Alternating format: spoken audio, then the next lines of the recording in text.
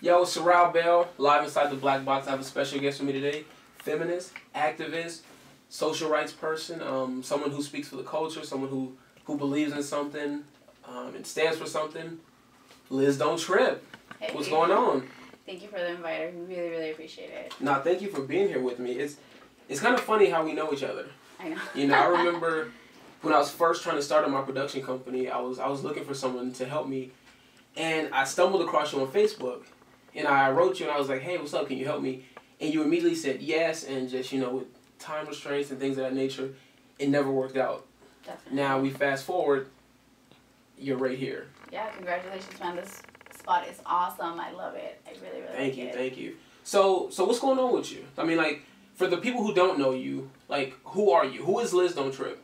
Well, I'm Liz. As you know, I work a lot with the community. I try to, you know, there's a quote that I really like that says, you know, if you want to see change in the world, you got to make that change. So I'm a feminist, I'm a Chicana, I'm a social justice advocate. I guess feminism, for me, kind of covers all that. I'm an animalist. I don't know if that makes sense. You just care about the cause and care about helping out. I care about making change. So if I can do something, I'm gonna do it. You know. Right. So now, what are you working on currently? Like, what do you have your hands in currently? Because I know you do a lot with the community, and you're a student as well. So, like, what do you have your hand in now? Right now, I got a lot of things going on. I have work, of course. I have school. I'm about to finish my associates, be halfway done with my bachelor's. So I'm trying to really focus on this. Also getting into UNLV. Hopefully in the future also attend law school. That's one of my main goals right now as well. So what's your current major? My major is communications. Communications, okay. Nice. Yeah, so I'm also working with a few of my really, really good friends, my family. We are a feminist family. So we usually, that's the folks that I really work with when it comes to a lot of social justice movements out here in Vegas. So right now we're trying to get something together so we can get brown and black folks to start working together. We really, really need that here in Las Vegas, especially here, so we can get unity. We really need unity out here in our city. Now, do you feel like the blacks and Latino community is a little divided?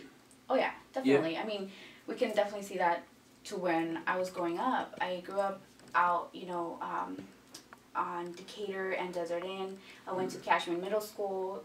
I graduated from Clark High School, and we saw it there all the time. You know, it was that black against Mexicans that I never understood, and I would always just sit there and watch, and I never understood what was going on, right? Right. And I think that for so long it divided a lot of our communities, whether it's, you know, where I grew up to the east side to, you know, to the north side. It's always gone like that. Either we don't trust each other, we see each other, right? But I mean, of course, that has a lot of background to it, to why we don't trust each other. Yeah, and it's crazy you say that because, you know, I went to Rancho High School, and it was before they built the new Rancho. I remember the times where they would have lockdown due to the Mexicans versus blacks, like damn near riots. You know, and at the end of the day, we all come from the same place. You know, I feel like, you know, we could of course help each other more than we can, you know, do all the other things that we're trying to do. Exactly. And like I said, it's one of those things that at the end of the day we didn't understand. But we knew, like I saw my friends, and, you know, of course I'm Mexican, and I hung out with diversity, and people would always be like, why are you hanging out with them? I was like, I didn't know that there was anything wrong with that. There's I no just didn't difference. Understand it. But, you know, at that time some people were like, I don't know if I really like you. Like, I feel like you're a traitor. And it made me feel like, why, you know? And now I can look back to it and I understand it. And I'm like, that is why.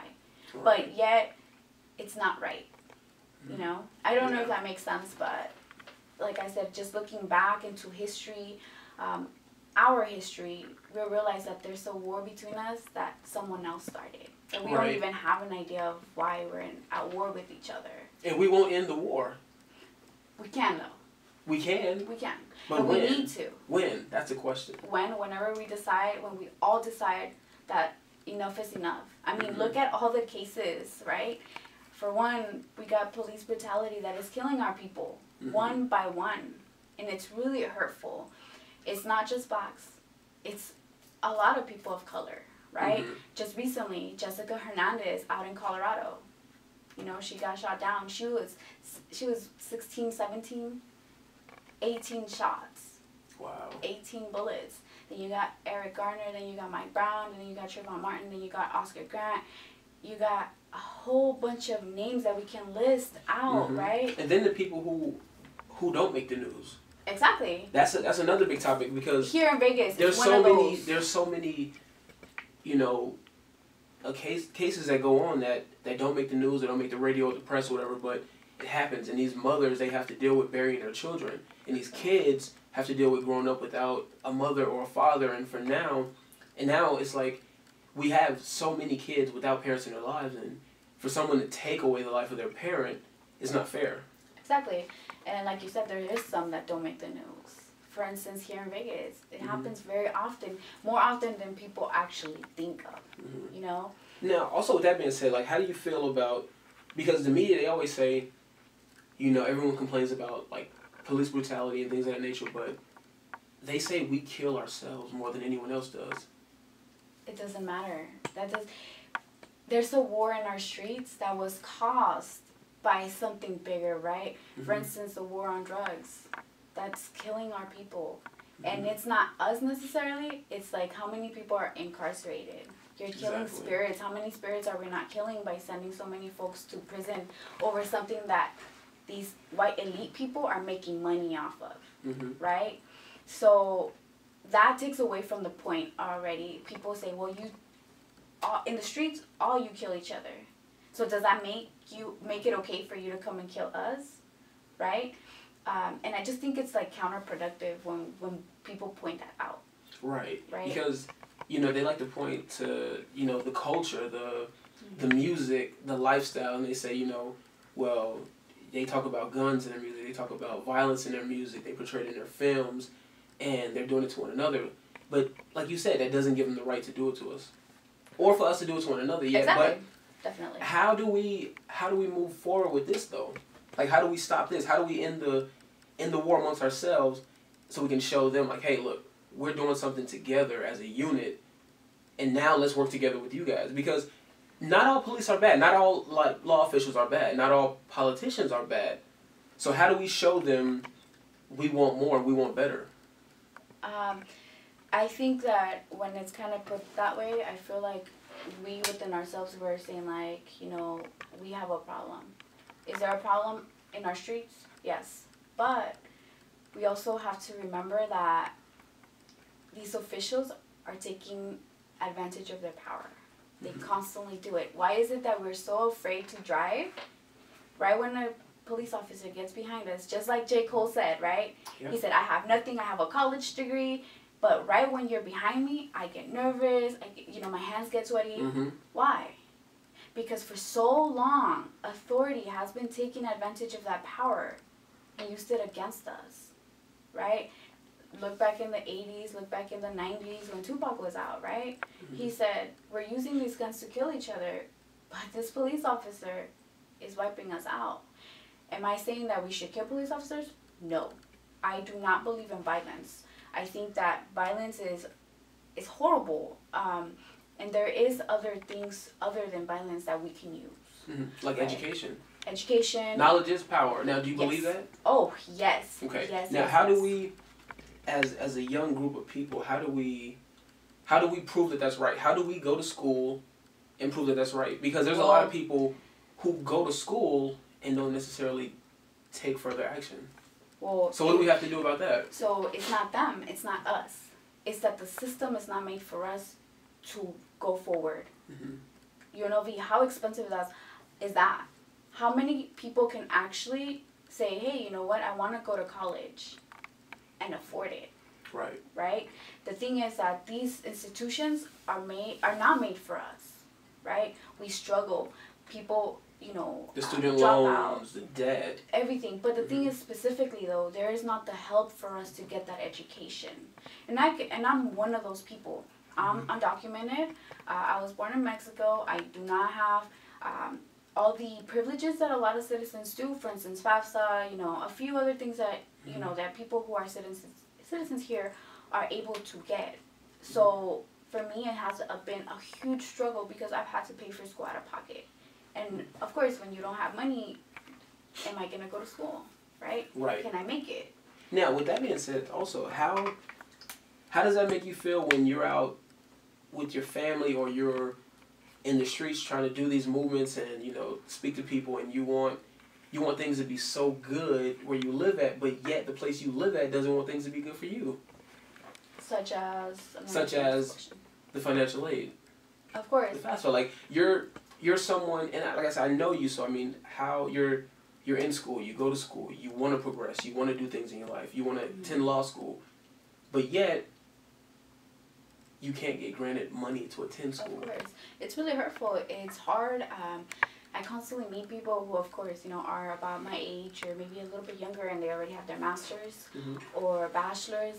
And, of course, I'm about to finish my, you know, my associates, be halfway done with my bachelor's, and it is very hurtful to know that there's people who have that privilege and are able to do a lot more things than I.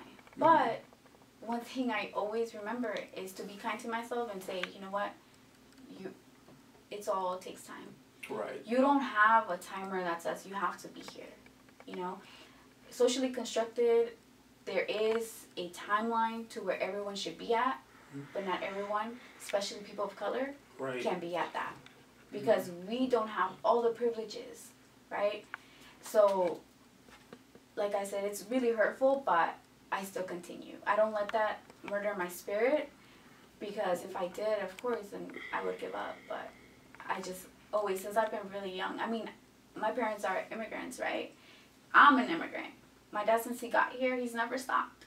So I have a privilege. I know how to speak English. I have an education.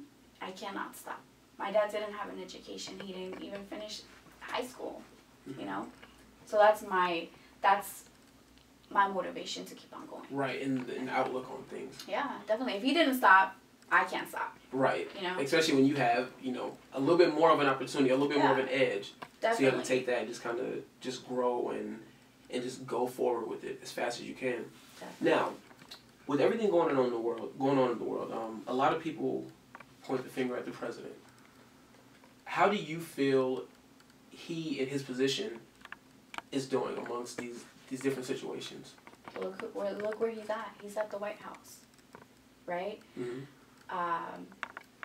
Although I think he could do a little bit more, I also think that he has his hands tied. He's working with elites, white elites, who have something in mind already, right? Now, are you a Barack Obama supporter? Yes. You know what? Yeah, because of a program that he passed a few years ago, I was able to get a work permit. I was able to get like a Social Security.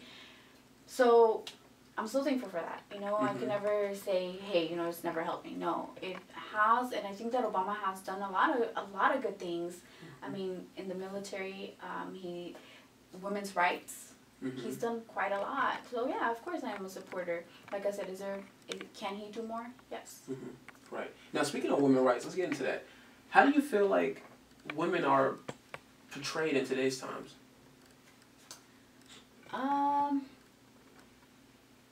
As far as, like, you know, the actresses, the musicians, and different things, and women in different powers, like, how do you feel like they're treated, or how do they use their power? Do you think that they're using it to the full potential?